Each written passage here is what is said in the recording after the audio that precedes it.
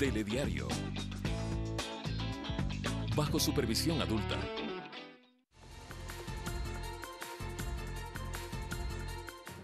En la parroquia Viche del cantón Quinindé se registró una explosión.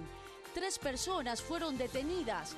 Las autoridades investigan este nuevo hecho y la situación actual de la frontera norte.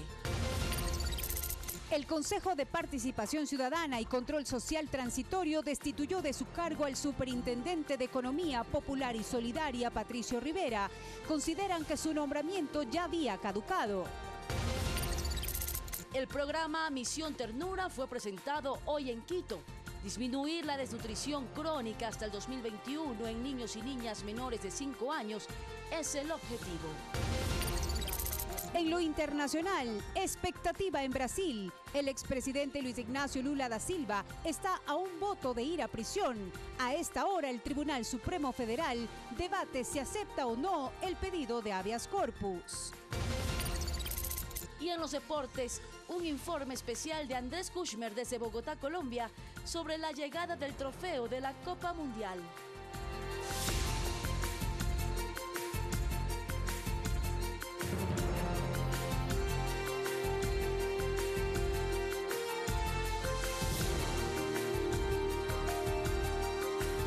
Amigos televidentes de todo el país, muy buenas noches. Gracias por acompañarnos. Bienvenidos a este espacio informativo. ¿Cómo estás, Marixi? Buenas noches. ¿Qué tal, Valeria? Muy buenas noches. Gracias, amigos, por acompañarnos enseguida con la información más importante generada durante este día.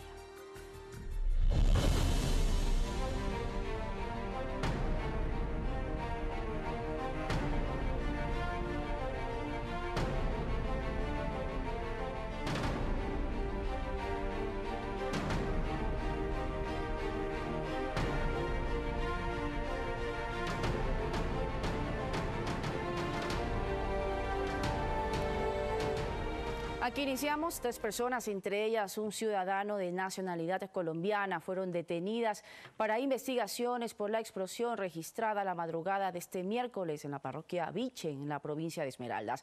El ministro del Interior no descarta una posible vinculación de alias Huacho con este hecho.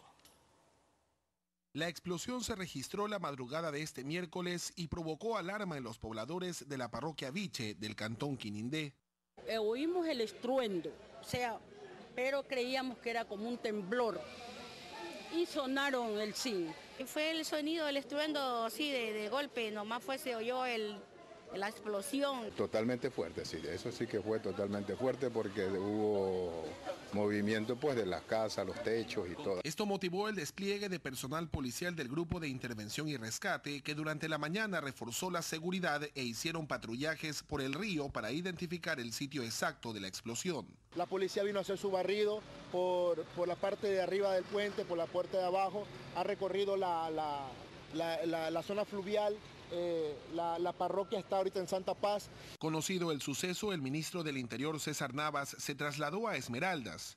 Al mismo tiempo, la Fiscalía y la Policía desplegaron varios allanamientos en los cantones Río Verde y Palestina, así como en el sector Villa Bonita, en la capital.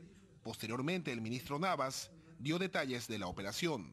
Se ha utilizado un explosivo artesanal que es conocido como ANFO, que es la mezcla del nitrato de amonio utilizado con combustible y se activa por medio de un dispositivo eléctrico, similar a los eventos ocurridos anteriormente aquí en la provincia. Producto de esto hay 4 personas que se encuentran detenidas, 3 de ellos de nacionalidad ecuatoriana, una de nacionalidad colombiana, comprobado, y por el delito cometido estaría tipificado como el delito de terrorismo. Sobre una aparente responsabilidad de alias Huacho detrás de este hecho, el ministro Navas señaló: hemos podido evidenciar ya parte del trabajo preliminar que se ha podido ya ejecutar, es la vinculación directa a este hecho. Pero todavía el tema de la organización, cómo pertenecen, no pertenecen, yo creo que eso lo podremos exponer en las próximas horas. Según reportes oficiales, la explosión no dejó víctimas ni daños materiales. No vamos a ceder en absoluto a ninguna presión y que la presencia del Estado ecuatoriano con todos sus elementos estará siempre firme y siempre presente. En Esmeraldas, César Eduarte, Telediario. Y varios países se solidarizan con Ecuador tras la situación que enfrenta en la frontera norte. Expresaron la disposición de trabajar en conjunto en temas de seguridad. Tras los atentados en varios cantones de la provincia de Esmeraldas que dejaron 3 militares fallecidos y el secuestro de 3 periodistas por parte de grupos disidentes colombianos, varias han sido las muestras de solidaridad con nuestro país. Por ejemplo, el embajador de Brasil en Ecuador, Carlos Lazari Teixeira, dio a conocer que un equipo de la policía de su nación colabora en temas de inteligencia. Entonces queremos y seguimos y vamos a aumentar la cooperación con todos los países. Añade que lo que ocurre en la frontera colombo-ecuatoriana es el resultado del trabajo y lucha en contra del narcotráfico y la delincuencia organizada. Cuanto más eficaz es la acción de represión, más evidente se torna la reacción de las pandillas criminales en un primer momento. Así también el representante diplomático de Estados Unidos en Ecuador, Todd Chapman, anunció el apoyo desde su nación. Para ello agregó la necesidad de la firma de acuerdos que por razones políticas del régimen anterior no se concretaron. Mayor entrenamiento, mayor cursos para los policiales y para los militares. Estamos ofreciendo más intercambio de información, pero con todo eso necesita concluir acuerdos. La vicepresidenta de la República, María Alejandra Vicuña, agradeció la cooperación internacional que se recibe ante la compleja situación fronteriza. Siempre ha habido la apertura del gobierno, del país, del Estado ecuatoriano para recibir esa cooperación internacional, obviamente basada siempre en el beneficio mutuo, en el respeto de los dos países. Finalmente, la segunda mandataria recalcó que Ecuador está haciendo todo lo posible por el retorno de los 3 secuestrados. Olga Velasco, Telediario. Y una alerta de bomba se registró en un sector de la ciudad de Tena. Esto generó preocupación entre los habitantes. El Grupo de Intervención y Rescate de la Policía Nacional realizó operaciones con equipo especializado para verificar el detonante. Mientras en horas de la noche, la Fiscalía de Napo confirmó que una persona fue detenida por transportar una bomba en el sector 21 de enero en la vía Tena-Archidona. Además, indicó que mañana jueves se va a realizar la audiencia de formulación de cargos.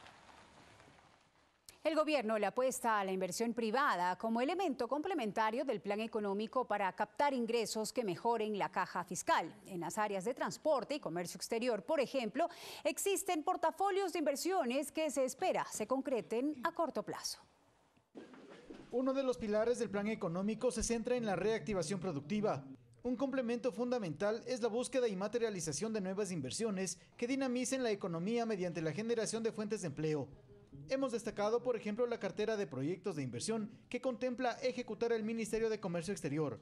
Están confirmadas el arribo al Ecuador de 36 empresas de 11 países que vienen a invertir en el Ecuador, en los sectores industriales, sector industrial, sector minero y sector energético. Lo mismo la cartera de Estado de Transporte y Obras Públicas. Generar alianzas público-privadas en 21 corredores viales a nivel nacional. Eso representa aproximadamente el 38% de nuestras vías. Va a representar un ahorro que va a superar los $2.000 millones que se requerirían para inversión. Complementario a todo esto y con la finalidad de optimizar la balanza de pagos del país, el plan económico contempla aplicar 3 mecanismos: lograr un nivel óptimo de importaciones, disminuir el uso de dinero físico y promover exportaciones. Exportaciones que con la extensión del Sistema General de Preferencias que otorgó el gobierno estadounidense a Ecuador, afianza la intención de crear las condiciones de acuerdos comerciales a largo plazo con la primera potencia del mundo. Yo no quiero opinar tanto sobre el plan económico ahora, pero tenemos que bajar las barreras en vez de subir las barreras para comercio bilateral. La próxima semana, autoridades gubernamentales explicarán las modificaciones administrativas para una optimización del Estado y reducción en el gasto, del cual se espera un ahorro por el orden de los $1.000 millones. Javier Ceballos, Telediario. Y sobre el plan económico que presentó el presidente de la República, Lenín Moreno, el alcalde de Guayaquil, Jaime Nebot, se pronunció a favor de las medidas tomadas. Temas como el fortalecimiento del sector privado, el estímulo a las inversiones, venta de petróleo, entre otros, fueron parte de su análisis. Sobre las medidas económicas. Hay que celebrar que no existió el paquetazo. lo clásico, sacar dinero de los bolsillos del pueblo, que deja de comprar, que deja de pagar, que deja de prosperar, para pasarlo al Estado. Sector privado y dolarización. Se planea devolver el impuesto a la salida de divisas a ciertos exportadores, a ciertas exportaciones. Se plantea reducir gradualmente a todo el mundo el impuesto a la salida de divisas, y eso es muy conveniente porque eso en el fondo es un impuesto a la entrada de capitales que tanto se necesitan. Inversiones, exportación y arbitraje internacional. Están planteando suprimir una serie de trámites que realmente no solo fastidian, sino que desestimulan a los inversionistas. Sin embargo, me parece que falta, aunque el presidente lo ha dicho varias veces, pero esta vez no lo han mencionado, algo fundamental, que es volver al arbitraje internacional. Sin arbitraje internacional, ¿qué inversión va a haber para someterse a la justicia ecuatoriana? Petróleo y renegociación de la deuda. Renegociando las preventas petroleras y los contratos petroleros, y eso es conveniente porque eso estaba mal negociado. Ahí hay cómo obtener con justicia para el Ecuador dinero. Luego, recurriendo a los organismos internacionales en busca del crédito de amplio plazo y de bajos intereses. El Consejo de Participación Ciudadana Transitorio determinó el cese de funciones de Patricio Rivera como Superintendente de Economía Popular y Solidaria. Además, suspendió los concursos impulsados por el Consejo de la Judicatura e inició la evaluación del sector justicia. La evaluación arrancó con una decisión que afecta directamente al Consejo de la Judicatura. Se declaran suspendidos todos los concursos de oposición y méritos que se hayan iniciado y se encuentren en curso en el ámbito de sus respectivas competencias. Se refieren al concurso para designar a 400 nuevos agentes fiscales hasta el 2020 y al concurso para designar a 24 fiscales provinciales. Es que se acabaron estos concursos mañosos en los que no confía nadie, y mucho menos la gente calificada. Bajo la lupa del Consejo de Participación Transitorio, además, el fiscal general Carlos Vaca Mancheno, el superintendente de bancos Cristian Cruz, todos los vocales del Consejo Nacional Electoral tienen un plazo de 7 días para presentar informes de su gestión. La legitimidad, en primer lugar, de la persona que está en ese cargo. En segundo lugar, cómo ha desempeñado las funciones. En tercer lugar, la participación ciudadana que fomentó.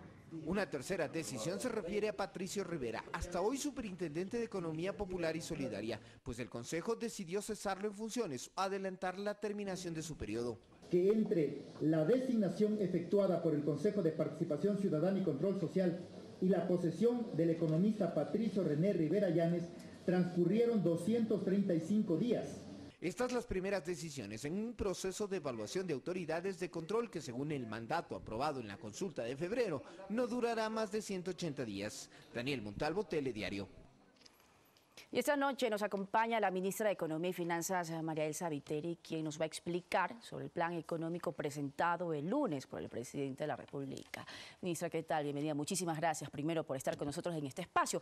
También, ¿por qué se aplazó la presentación de este plan económico? Porque estaba dado para inicios de marzo, ¿no? Sí, así es. Bueno, en realidad fue una petición de los propios, de varios sectores, entre ellos, pues, empresarios, la banca, en fin, de varios sectores que, considerando que recién yo ingresaba a la cartera de Estado, vieron pertinente que no se dé inmediatamente el plan. Ingresó el 6 de marzo, fue en tiempo récord prácticamente. Así que es. Se pudo formular este plan sí, económico. Igual, independientemente de este pequeño periodo de tiempo, porque adicionalmente no podía pasar más tiempo, evidentemente ha sido un trabajo muy duro, un trabajo que realmente... hemos hecho fundamentalmente lo inmediato y tratando de dejar las pautas centradas para el corto, mediano y largo plazo. Sin embargo, creo que hemos hecho un trabajo muy bueno en términos de que da una visión de hacia dónde va el país en términos de la parte económica, ¿no? Del manejo económico. Yo creo fundamentalmente que estos lineamientos, en la medida en que estos lineamientos se mantengan y las acciones que se tomen paulatinamente, porque vamos a tener que seguir tomando acciones, vamos a tener una estabilidad, vamos a tener una tranquilidad, ¿no? Dentro de un marco de lucha, dentro de un marco de un trabajo, de un compromiso, de que todos tenemos que arrimar el hombro, ¿sí? Pero cuando se tiene organizado, cuando se tiene un norte, cuando se tiene una dirección, yo creo que es mucho más fácil cualquier reto, por difícil que sea. Ministra, el presidente de la República generó muchísimas reacciones cuando dijo que la mesa no estaba servida, pero yo también quiero conocer su percepción. ¿Cómo recibe económicamente el país?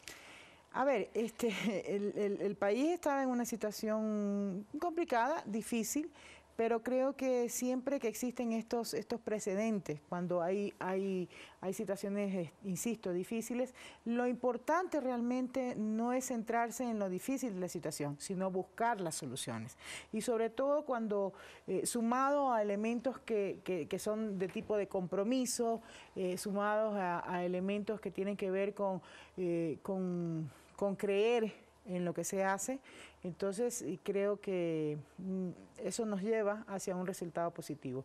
Yo espero sinceramente que todo vaya avanzando como hasta ahora, ¿no? Hasta ahora hemos recibido buenos comentarios, hemos recibido aceptación de la ciudadanía en general, más allá de los distintos sectores reconocidos como gremiales, digámoslo así, ¿no? Yo creo que fundamentalmente lo que más me tiene contenta en todo este lanzamiento del plan es cómo la ciudadanía busca la manera de hacer llegar su comentario de que está de acuerdo. Ministra, el presidente cumple su compromiso. No hubo paquetazo, no se incrementaron los impuestos, sin embargo esto también genera un poco de confusión, porque le digo, desde algunos sectores se asevera que sí hay, de hecho, un incremento de impuestos en cierta medida, y lo llaman incluso que es muy parecido a las salvaguardias. Ellos dicen que se está planteando que desde el sector privado se tenga que salir 1.500 millones de dólares al año para financiar el gasto público frente a una oferta del gobierno de reducir su gasto en 1.000 millones. Significa para ellos entonces, para el sector privado, que nuevamente deberán asumir la mayor parte. ¿Es esto cierto? A ver, yo creo que aquí hay que diferenciar las situaciones. Una cosa es que el gobierno nacional y las instituciones que tienen a su cargo el hacer cumplir, o mejor dicho, el manejar el cumplimiento que todos los ciudadanos tenemos, lo aplique y lo haga efectivo, y otra cosa es que generemos más cargas. Si se refieren al tema de esa acción momentánea, esa acción temporal de la subida hasta de 375 aranceles, hay que pensar el origen, o mejor dicho, la razón por qué se toman estas acciones. Y esta acción se toma porque está en pleno proceso el hecho de identificar y de generar la correcta base de valoración de productos importados. ¿Pero no se encarecen los productos? Bueno, sí hay una elevación de aranceles, pero es momentáneo. El rendimiento es temporal. El rendimiento que eso va a tener en el 2018 es algo así, algo más alrededor de 280 millones.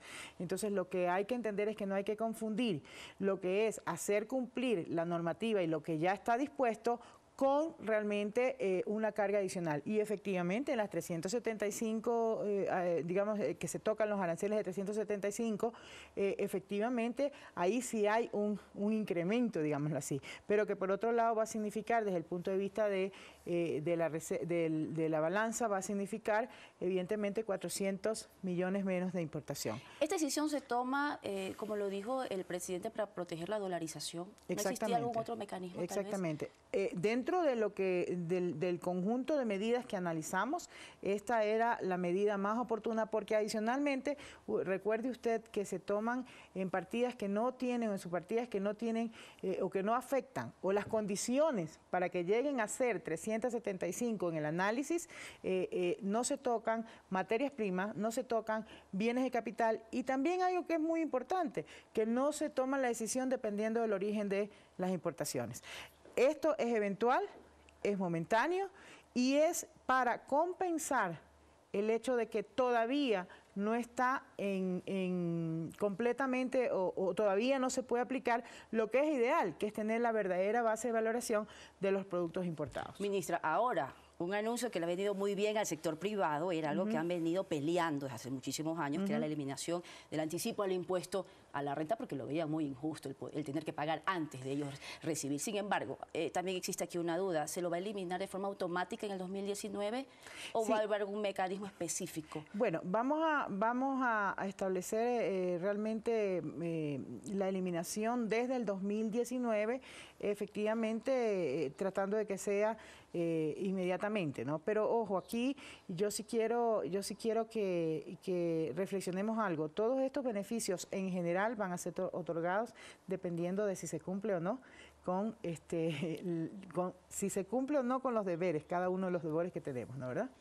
En el caso del impuesto a la renta, del anticipo, sí, es una cuestión generalizada, pero en otros aspectos sí hay que entender que solamente podemos dar estos incentivos y estos beneficios en la medida en que hay una corresponsabilidad del sector privado en cumplir con sus deberes. Ministra, otro de los anuncios también que dio el presidente el día lunes y que seguramente usted durante estos días ha tenido que contestar varias de estas inquietudes.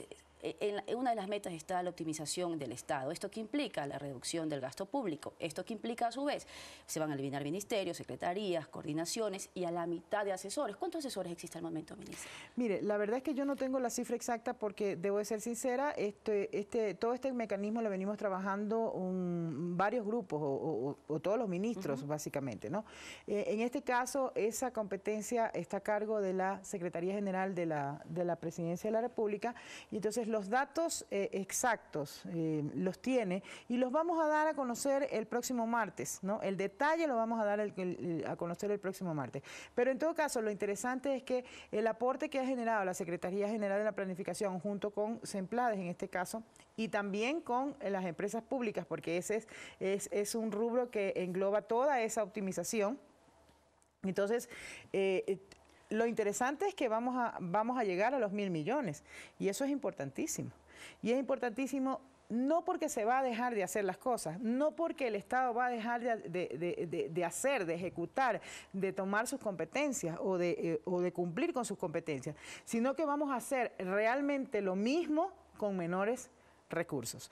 Un poco la idea es pensar que siempre hay posibilidades de que se perfeccionen las cosas como se están haciendo. Siempre, ya una vez estructurado o definidos ciertos objetivos que requieren el accionar del gobierno, no necesariamente de partida se logra exactamente el ideal de cómo hacerlo. ¿Cómo se lo va a realizar en tiempos? Porque las personas se preguntan, realmente han sido muy positivas las reacciones, pero ¿cómo lo van a hacer? Bueno, recuerde usted, recuerde usted que tendrá que hacerse algunas reformas, gracias a Dios no de orden legal y por lo tanto van a ser probablemente una de las más rápidas que se tome. El tiempo y la duración va a depender más bien de no afectar el funcionamiento del Estado, ¿sí? Es decir... Sí, continúe, ministro. No, es decir, más allá de las necesidades de tiempos legales, ¿no? Lo que realmente no queremos es afectar precisamente esa correcta actuación del Estado. Y entonces, desde esa perspectiva, habrá que medir los tiempos adecuados para que las transferencias de competencias y demás se puedan realizar. ¿Se plantean, ministra, emisiones de deuda para este año? A ver, en general, el punto de partida es por lo menos mantener lo que se presupuestó este año. Eso tenía dificultades. ¿Y por qué? Porque dentro del análisis se vio que definitivamente algunos ingresos de los que estaban presupuestados no se iban a poder cumplir, digamos. Entre ellos es conocido pues la venta de bienes del Estado y era una base importante. Entonces, desde esa perspectiva, nosotros, ¿qué es lo que hicimos? Lo que hicimos fue tomar todas estas medidas de corte fiscal para avanzar lo más que podamos en recolectar esos recursos. De esos 1.600, alrededor de 1.600, en realidad, una buena parte corresponden a equiparar lo que se deja de percibir que estaba presupuestado. Es decir, a equilibrar por el lado de los ingresos lo que teníamos. ¿En qué contribuye por el lado del gasto? Por el lado del gasto también se contribuye en la medida en que estos ahorros van a generar la posibilidad de incluir aquellos rubros que son importantísimos, que no se pueden dejar porque significan garantías de derecho y tenemos que incluirlos en el presupuesto, ¿sí? Entonces, en esta conjunción de ingresos bajos, de ahorros, pero de protección de ciertos programas importantísimos, es lógico que el planteamiento inicial de financiamiento en general y en términos generales se mantiene. Es decir, teníamos programado un nivel de financiamiento que incluía cierto endeudamiento con distintas fuentes. ¿Qué es lo que vamos a hacer realmente? Lo que vamos a hacer es tratar de mejorar esos niveles de endeudamiento. Es decir, mañana a lo mejor ya no tengamos que hacer una emisión de bonos. ¿Por qué? Porque logramos conseguir un financiamiento más adecuado, sea con multilaterales, o sea con gobiernos, o sea desde otras fuentes. ¿Pero se justificaría endeudamiento para cubrir necesidades inmediatas, por ejemplo? Lo que pasa es que no son necesidades inmediatas, son necesidades de inversión que están pronosticadas en el presupuesto, que son vitales. Ya los recortes que se han hecho son recortes sustantivos. Entonces, seguimos depurando las acciones. Entonces, no es que es inmediatista, es para mantener realmente esta dinámica que seguimos funcionando. Pero, adicionalmente, lo que hemos establecido en este programa económico es que ya no solamente la dinámica o el motor del impulso tiene que ser el gobierno central, sino que tiene que entrar también, o el sector público en general, sino que tiene que entrar también el sector privado de la reactivación productiva. Y entonces ahí es donde ingresan el verdadero potencial adicional a lo que es el presupuesto general del Estado. ¿Por qué? Porque estamos hablando de todas las inversiones que puede generar el sector privado. Y aprovechando los beneficios que ahora en este momento. Aprovechando los beneficios. Entonces usted ya no va a tener el motor que significaba el presupuesto y su inversión solamente, sino que va a tener también estas inversiones que obviamente van a necesitar un tiempo de maduración, pero que precisamente por eso hemos planteado esta agenda de trabajo. ¿En qué sentido? En depurar primero el portafolio. Segundo, en identificar cuál es la manera, la forma más conveniente de hacer estas relaciones entre los privados y los públicos. Y tercero, definitivamente entregar una serie de incentivos para que se promocione lo que es la inversión privada, ya solita, digamos, ¿no? Muy bien, ministra, muchísimas gracias. Se quedan todavía algunas inquietudes por plantear y por dialogar. Seguramente tendremos otra oportunidad para seguir conversando y en este análisis de la presentación del plan económico. Por supuesto, yo le agradezco que también ha sido un gusto y como siempre, ¿no? A las órdenes, en la medida en que la agenda también lo permita. Hay que entender que el siguiente paso fundamental no es tanto la propuesta, sino la ejecución. Y entonces para la ejecución necesitamos un seguimiento muy detallado, minucioso. Y entonces probablemente algunos medios se quejan porque no puedo estar presente en todos lados. Estamos pendientes precisamente de esa ejecución del plan. Pero tratamos de compensar a todos y de darles a todos la información suficiente. Y desde luego el Ministerio de Finanzas, de Economía y Finanzas, va a ser siempre muy transparente con la información. Y aunque la ministra no esté presente, estarán presentes los datos que puedan ustedes informar a la ciudadanía. Gracias, ministra. A usted. Vamos a continuar con más noticias con Valeria. Sí, Mariuxi, a pesar de la decisión del Consejo de Participación Ciudadana Transitorio, la Judicatura desarrolla 3 concursos: el de fiscales provinciales, agentes fiscales de primera instancia y de personal administrativo. Conozcamos a continuación de qué se trata. El más reciente es el concurso de méritos para la designación de fiscales provinciales a nivel nacional, que inició el pasado mes de febrero. 56 postulantes participan y este miércoles rindieron la prueba práctica. Ellos tienen un proceso de reconsideración en donde ellos, de no estar conforme con la prueba teórica y la prueba práctica, en su calificación pueden solicitar una reconsideración. Luego de la reconsideración viene el informe final, que aspiramos poderlo presentar al Pleno hasta el 16 de abril. También en enero, la Judicatura y la Fiscalía General del Estado convocaron al concurso público de méritos y oposición para elegir a 400 fiscales de primera instancia, que serían distribuidos en todo el país. Ese concurso está para rendir pruebas teóricas este día viernes 6 de abril, sábado 7, domingo 8. Y un tercer concurso de selección de servidores de la carrera judicial administrativa. Pero ante la decisión del Consejo de Participación Ciudadana Transitorio de suspender estos procesos, el titular de la Judicatura, Gustavo Yalg, respondió: Bienvenida sea esa evaluación. Nosotros estamos dispuestos, como siempre, a dar toda la información. Somos funcionarios públicos al servicio de la ciudadanía. Vamos a mostrarle al Consejo de Participación Ciudadana todo lo que hemos hecho. Son concursos absolutamente transparentes, evaluados, evaluables, medibles, en los que la meritocracia se ha impuesto. concursos que permanecerán suspendidos temporalmente mientras la judicatura es evaluada por el Consejo de Participación Transitorio. Olga Velasco, Telediario. Y las evaluaciones individuales de desempeño en el Consejo de la Judicatura fueron superadas por el 96% de los jueces a nivel nacional. Los resultados arrojaron que la Corte Provincial de Cotopaxi obtuvo el mejor promedio. 1.818 jueces de cortes provinciales, tribunales distritales y unidades judiciales de todo el país se sometieron a la evaluación de sus acciones.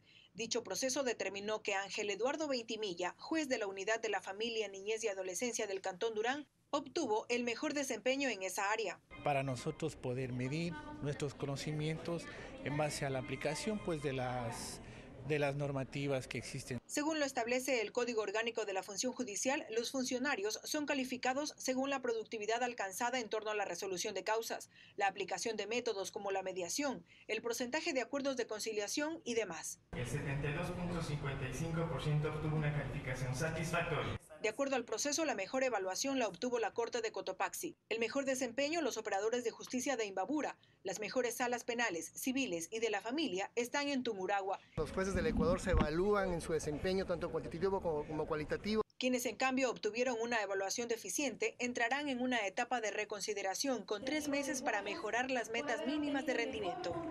Mirta Carrillo, Telediario. Varias comparecencias realiza la Comisión de Fiscalización de la Asamblea Nacional como parte de la sustentación para un juicio político en contra del fiscal general Carlos Vaca Mancheno. Entre ellos está el policía Dani Ibarra. Fue una sesión extensa que a Raúl Tello, integrante de la Comisión de Fiscalización, le dejó una sola lectura. Relato de una película de la mafia. El primero en asistir fue el sargento Dani Ibarra, policía que el pasado 5 de marzo presentó una declaración juramentada en donde indicaba que el parte policial que él redactó sobre el audio entre el expresidente de la Asamblea José Serrano y el excontralor Carlos Polit fue posterior a la rueda de prensa donde se dio a conocer el hecho de forma pública por el fiscal general Carlos Vaca. Eso y los nombres de los supuestos responsables fueron ratificados ante la comisión. Se me pide por parte de mi teniente coronel González que se cambie la hora del parte, que se le haga constar 8:45 para que coincida que el parte supuestamente se había hecho antes de que el señor fiscal general del Estado dé la rueda de prensa. La respuesta fue inmediata y llegó en las declaraciones del teniente coronel Renato González, quien argumentó que una declaración juramentada no es prueba fehaciente, y menos aún, la hora de cierre de un parte policial. No ha existido nunca esa intención de llamar a engaño a la autoridad, de falsear las cosas, de cometer dolo. A González más bien le llamó la atención otro horario, el de la recepción de la declaración de Ibarra en la Notaría Séptima del Cantón Quito. Interrogante también absuelta este mismo día. No quiere decir que exactamente al momento que se facturó, el señor llegaba. Las comparecencias las completaron el general de policía Patricio Pazmiño y la fiscal provincial suspendida Tania Moreno. Esta última insistiendo en que las 4 indagaciones abiertas en contra de Vaca no son una persecución, ni tampoco una represalia tras la presentación del audio el 26 de febrero del año en curso. Fecha de recepción 2021. 22 y 23 de febrero justamente estaba encargada de la Fiscalía General. Ahora la comisión valorará las intervenciones y también analizará el pedido de varios legisladores quienes solicitan nuevas pruebas dentro de este proceso de control político. Alex Llanos, Telediario.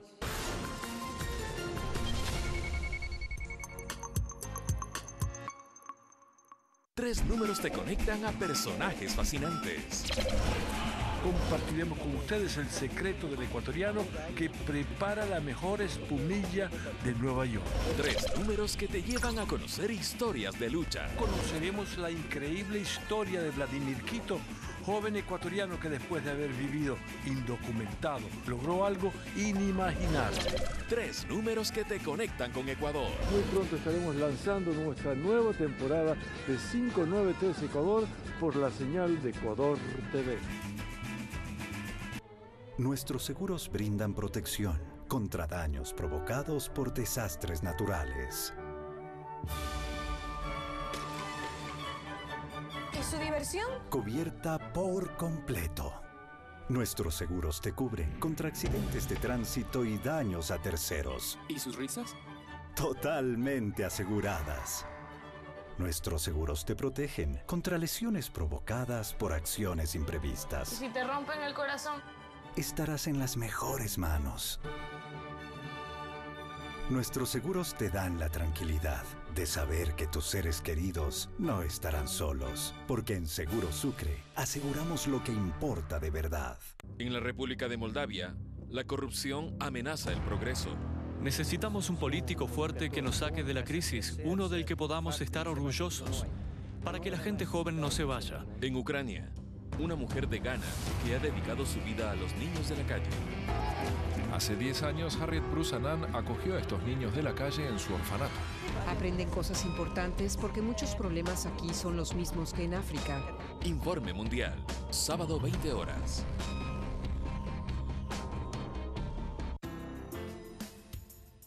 El doctor Santiago García, docente de la Universidad Central del Ecuador, y el ingeniero Osvaldo Landázuri, representante del sector metalúrgico, conversan junto a Javier Lazo acerca de las medidas económicas anunciadas por el presidente Moreno en Palabra Suelta, esta noche 22:30, por Ecuador TV. Grandes Maestros presenta a André Breton. Al principio no se trata de entender, sino de amar.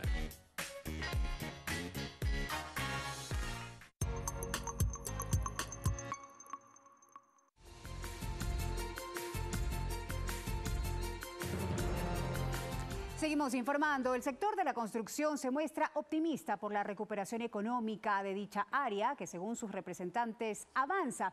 En Guayaquil se inauguró la Feria Hábitat 2018, evento que busca fomentar la promoción de nuevos proyectos inmobiliarios. Al evento asistió la vicepresidenta María Alejandra Vicuña. Jocelyn de Mera nos tiene un completo informe. Jocelyn, buenas noches.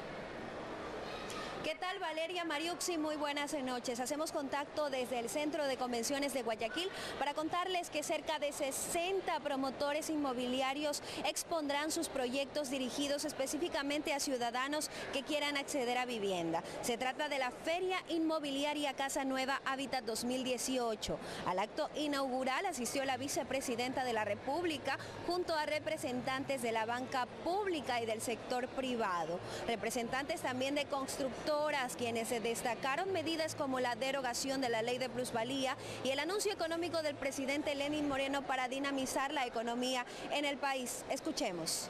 Hay líneas de crédito muy interesantes por parte de la banca como las que ofrece el Banco del Pacífico. El mismo BIES obviamente está ofreciendo préstamos en forma muy cómoda.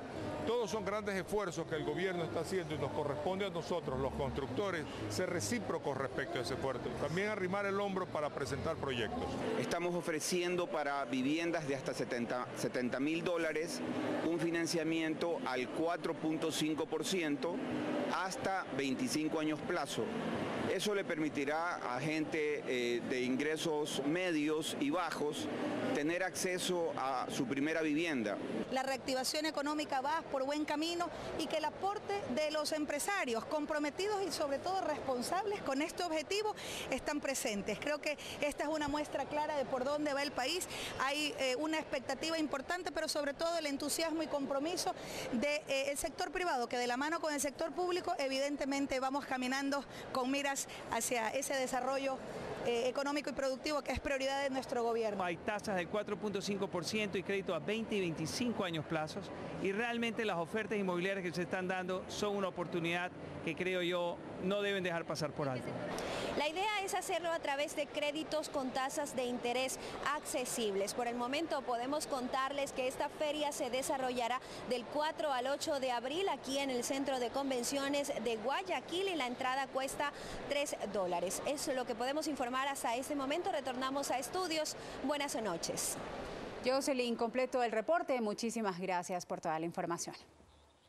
Vamos a continuar con más noticias. Les contamos, 68.000 niños y niñas se van a beneficiar del programa Misión Ternura durante el 2018, una estrategia impulsada por el Gobierno Nacional para el desarrollo de la infancia en el Ecuador.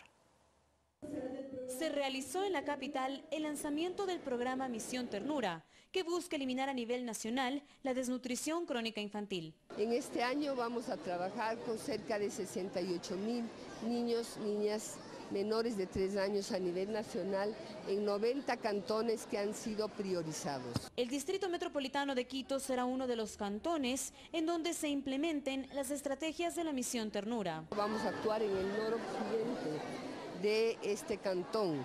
Tenemos las mayores incidencias de desnutrición en las parroquias rurales. La Misión Ternura nos da como esa facilidad de estar ahí pendiente de nuestros hijos y sobre todo no descuidarlos, que eso es lo importantísimo. Este es un programa que se llevará a cabo en coordinación con varias instituciones públicas, entre ellas la Prefectura de Pichincha, el Ministerio de Inclusión Económica y Social, el Instituto de Seguridad Social, el Ministerio de Salud y el Registro Civil, que aportará a este programa con un aplicativo para dar seguimiento al desarrollo de los niños. Primero hay que tomar en cuenta que en el momento que el médico lo firme electrónicamente ya se genera el número de identidad del ciudadano, del niño. Dentro de los parámetros que tienen que ingresar el médico, por ejemplo, ingresa peso, talla, diámetro de su cabecita, ¿no? Entonces eso genera, esa información va directamente al Ministerio de Salud. La Misión Ternura en este año también implementará prácticas de cuidado afectuoso, que implica la detección temprana de la violencia para prevenir los impactos en el futuro de los niños. Carla Arcentales, Telediario. Ecuador espera inversión canadiense por alrededor de $1.000 millones en las fases de exploración y explotación de los denominados intracampos. El Ministerio de Hidrocarburos resaltó las condiciones que brinda el país para atraer inversión. La tarde de este miércoles fue el anuncio formal. Canadá muestra interés en invertir en el sector hidrocarburífero. Quiere participar de las fases de exploración y explotación de los denominados intracampos. Las expectativas para la ronda intracampos que se lanzará en los próximos días son de tener más de $1.000 millones de inversión en los campos que salgan, que son 8 bloques que ya son de conocimiento público. Quien marca las directrices del sector acotó que las empresas interesadas son reconocidas a escala mundial por su seriedad en el manejo de sus compromisos de inversión. Ya salen muy interesados, aún más interesados en las oportunidades que hay para ellos en Ecuador, y ahora regresan a Canadá para estudiar con más detalladamente las oportunidades y las posibilidades de participar en la ronda que viene sobre intracampos. De buscar inversión privada para el desarrollo de la industria en el país, para la creación de más puestos de trabajo, para desarrollar esta industria que se había venido abajo en años anteriores por situaciones más bien de problemas internacionales. En los próximos días se hará el anuncio oficial de las compañías que van a participar de la operación de los intracampos. Javier Ceballos, Telediario. Y hoy en el auditorio de la Plataforma Financiera Gubernamental en Quito se desarrolló el primer foro internacional Ecuador Minero por Buen Camino. El objetivo fue compartir las experiencias positivas de la industria minera en la región con la participación de expertos internacionales quienes trataron temas en torno a la minería como un sector determinante para el desarrollo de los países, la importancia de la gestión ambiental y social, los impactos en las zonas de influencia, entre otros. En el evento también participaron la ministra de Minas encargada, Rebeca Illescas, líderes de opinión, autoridades locales, asambleístas, académicos, estudiantes y colectivos ciudadanos.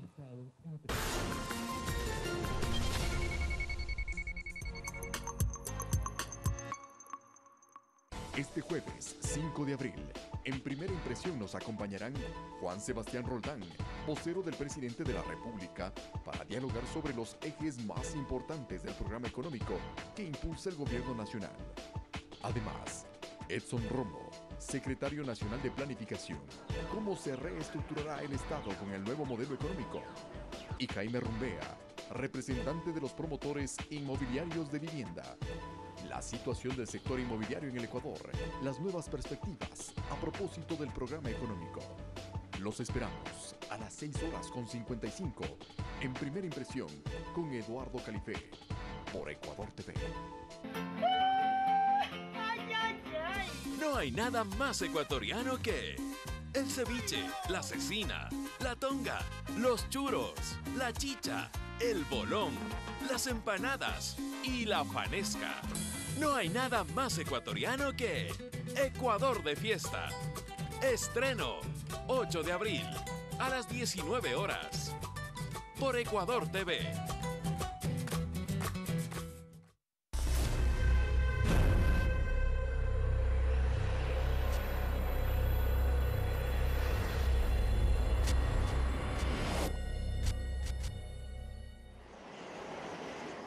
Las drogas separan la vida que tienes y deseas de una vida que jamás quisieras vivir. Aprovecha tu tiempo. Elige vivir. Gobierno de la República del Ecuador. El gobierno de todos. Esto fue una colaboración de Ecuador TV. Este jueves no se puede perder Café TV, la mejor combinación entre información y entretenimiento. Hablaremos de la preconcepción. ¿Ha escuchado usted alguna vez de la cita preconcepcional? Bueno, explicaremos aquí. Seguramente también ha escuchado sobre las famosas redes sociales para conocer gente, entre esas Tinder, por ejemplo. ¿De qué manera usarlas? ¿Son beneficiosas o no? Un especialista nos dirá. Por supuesto que sí. Además, música desde Guayaquil, Yayo. Y como siempre, los mejores reportajes aquí en Café TV, 10:30 por Ecuador TV.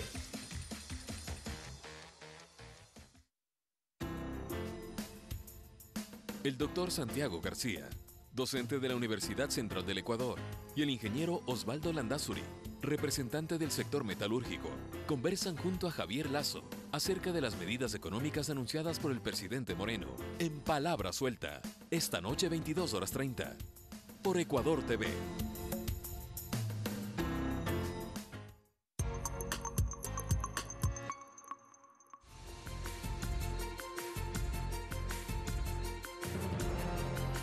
A esta hora, el Tribunal Supremo Federal continúa analizando el pedido de habeas corpus solicitado por el expresidente Luis Ignacio Lula da Silva. Con 6 votos de 11 magistrados, Lula podría ir a prisión de momento. 5 votaron en contra del exmandatario.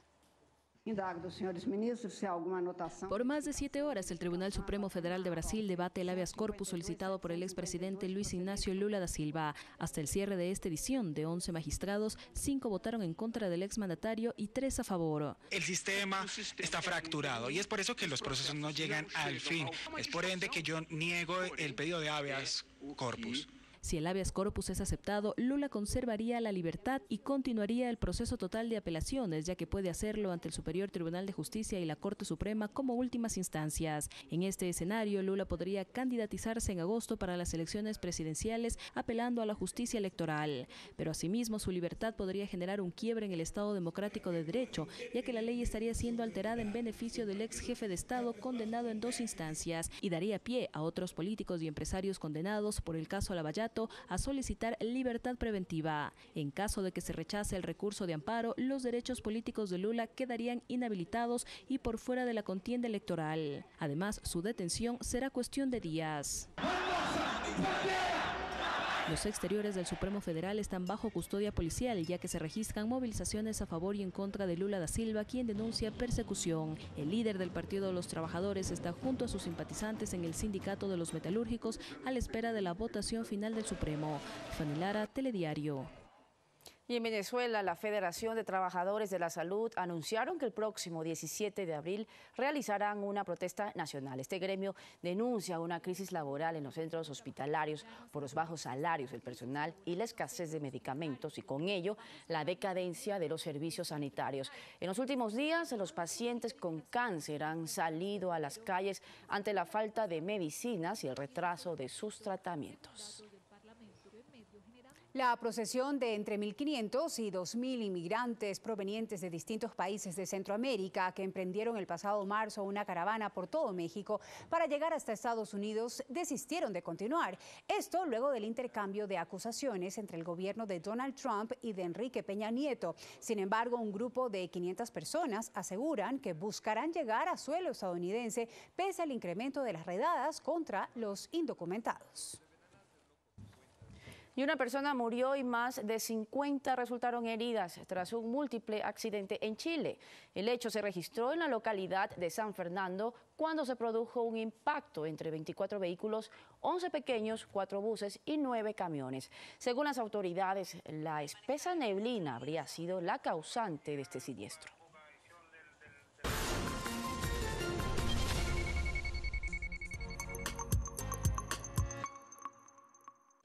En todos los rincones del planeta podemos encontrar ejemplos de esfuerzo, superación y éxito. Conoce las historias de nuestros compatriotas en Ecuatorianos en el Mundo, de lunes a viernes 20 horas. por Ecuador TV.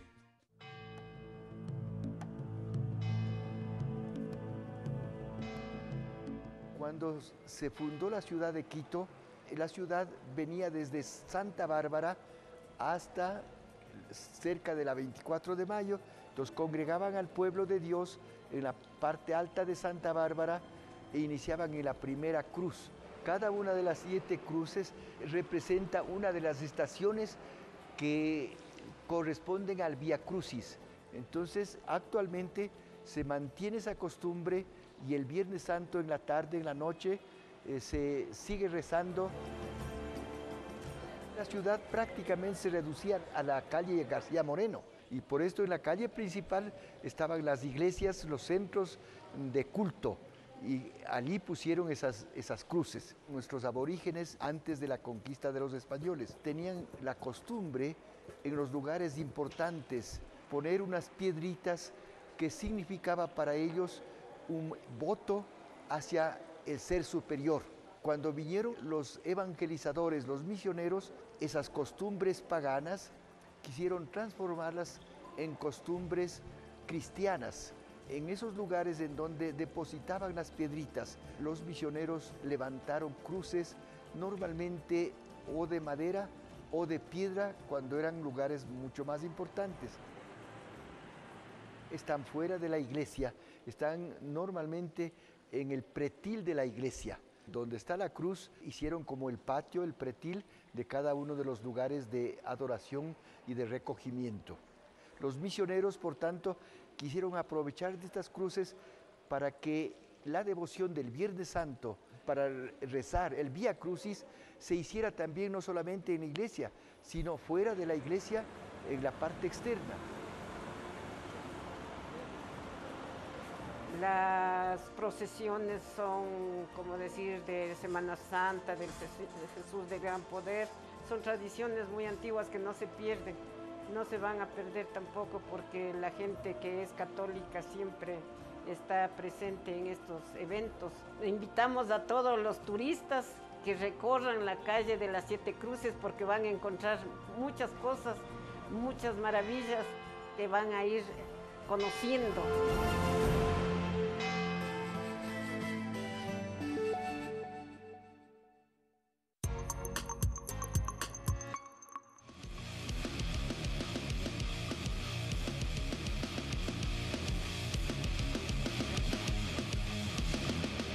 Fanático. Amigos televidentes, buenas noches. Bienvenidos a la información deportiva aquí en Fanático. Vamos a ir hasta Bogotá. Compartimos con ustedes imágenes de la presencia de la Copa del Mundo que se la va a disputar ya en el mes de junio en Rusia. Llegó la Copa del Mundo, imágenes que compartimos con ustedes. Allí estuvo nuestro compañero Andrés Guzmán a propósito de este que es un evento clave, un recorrido que hace el máximo trofeo del fútbol a nivel mundial por los distintos países clasificados precisamente a la Copa del Mundo. Llegó hasta Bogotá, estas son imágenes del momento en el que llegaba y acompañada de David Trezeguet, aquel integrante de la selección de Francia en el año 98, campeón del mundo. Hay que recordar que al trofeo únicamente lo pueden tomar en sus manos jugadores que han sido campeones del mundo y en este caso también el presidente de la nación a la que llega. Nadie más puede tocar a la Copa en una reglamentación especial que tiene la FIFA con este recorrido del máximo trofeo del fútbol a nivel mundial. Tenemos a propósito las declaraciones de David Trezeguet en una nota especial, una entrevista de Andrés Guzmán que nos envía desde territorio colombiano. Veamos. Francia lo veo bien, porque Francia es una nación que después, del 98 y 2000 siempre ha tenido como objetivo ser protagonista en los mundiales.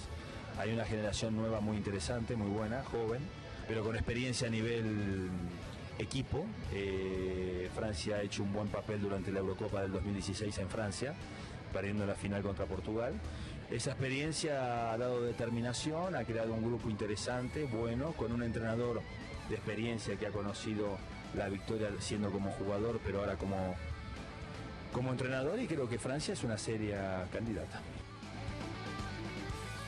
Ya en la emisión final de Fanático les invitamos para que nos sigan con otras notas especiales desde Colombia. También habla Oscar Córdoba, aquel jugador de la selección colombiana, también arquero de Boca Juniors y más figuras representativas del balompié sudamericano y mundial. Estén atentos. Vamos con la Copa Libertadores de América. Mañana el Delfín jugará ante Colo-Colo. Está listo ya el equipo de Guillermo Sanguinetti con las bajas ya conocidas. Carlos Garcés, que fue la última, no pudo viajar, el delantero ecuatoriano, además de lo ocurrido hace ya varias semanas con Roberto La Tuca Ordóñez. El Delfín está en Chile. Delfín viajó este martes a Chile para enfrentarse en la tercera fecha de la Copa Libertadores frente al Colo-Colo este jueves a las 19:15. En su histórica participación, el debutante ecuatoriano empató de local 1-1 frente al Bolívar y fue goleado 4-0 ante el Atlético Nacional en Colombia. Delfín Sporting Club sería eliminado en caso de perder este cotejo. El elenco de Manta entrenó esta tarde en Juan Pinto Durán, donde afinará los últimos detalles para el duelo ante el Cacique. Roberto Ordóñez, Carlos Garcés y Luis Luna son baja para el equipo cetáceo. Por otra parte, Colo-Colo define el equipo titular para el importante encuentro y existen algunos cambios. Fernando Mesa y César Pinares se perfilan para estar en el 11 inicial. Cabe mencionar que el equipo chileno ha intervenido en 32 ediciones del campeonato de clubes más importante del continente, ganando el certamen en 1991. Dentro de estas 32 participaciones, ha ganado 90 partidos. Para Delfín Sporting Club es la primera vez que participa en un torneo internacional, luego de haberse llevado el subcampeonato del fútbol ecuatoriano en 2017. En la Champions, Barcelona de España derrotó 4-1 a la Roma, mientras que Liverpool lo goleó 3-0 al Manchester City. Es todo en los deportes, amigos. Una breve pausa y hay más en Telediario. Buenas noches.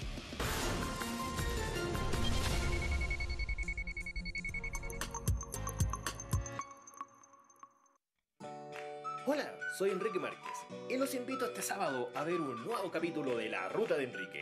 No se pierdan la segunda parte y final de mi visita por las Islas Galápagos. Recuerden, este sábado, La Ruta de Enrique y el final de las Islas Galápagos. La Ruta de Enrique, este sábado 17:15, por Ecuador TV. Te doy 2 cuentos por un cuento tuyo, ¡vamos! Y entonces nosotros que somos herederos de este pensamiento feijóviano principalmente, cada narrador tiene un pedazo de esa muerte. Porque no se trata de construir una historia para venir a contarla aquí, se trata de aquí mismo construir tu propia historia, que es la que tú te llevas para allá abajo también. Un recorrido por el legado cultural de Feijó. Doc TV presenta La Isla y los Signos, jueves 22:30, por Ecuador TV. Político, catedrático, periodista, Blasco Peña Herrera Padilla. Su actividad política lo llevó a ser vicepresidente de la República. Durante todo el día, estoy hablando de 9 de la mañana hasta virtualmente las 5 de la tarde, fui objeto de presiones que tendían a que asumiera la presidencia. ¿Qué pasó con Blasco Peña Herrera Padilla? Este sábado 18 horas.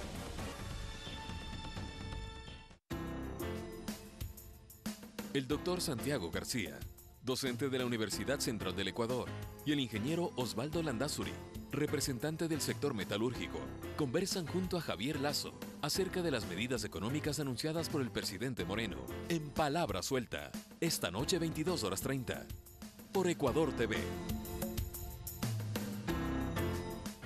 Los más grandes exponentes del arte mexicano. Frida Kahlo, Juan Rulfo. Me la llevaré para lejos y para nunca. Octavio Paz. Mi casa fueron mis palabras, mi tumba el aire. María Félix. ¿Te entregas a mí o me destruyes? David Alfaro Siqueiros.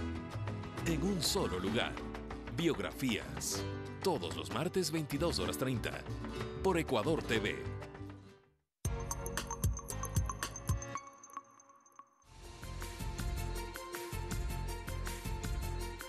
De regreso les contamos que 2 jóvenes guayaquileños presentan una nueva propuesta de arte en miniatura. Sus obras han sido muy comentadas en redes sociales, incluso por reconocidos personajes del cine, la televisión, la música, entre otros artistas.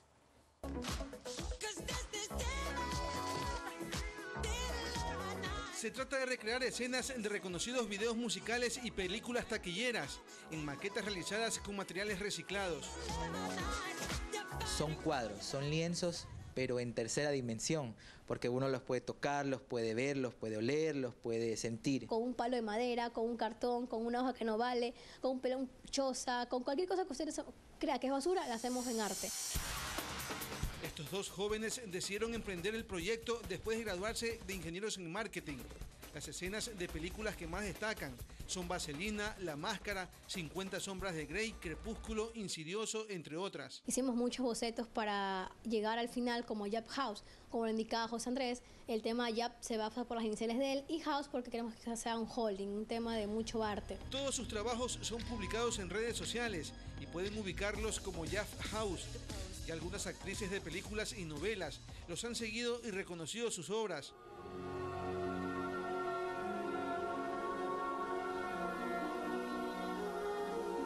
La propia Lynn Shaye, la medium de La Noche del Demonio, de la película de la saga La Noche del Demonio, nos da un like o nos dice, wow, so beautiful. Ofrecen además su talento también a las personas que deseen maquetas en base a sus fotografías o videos. Alfonso Reyes Cruzati, Telediario.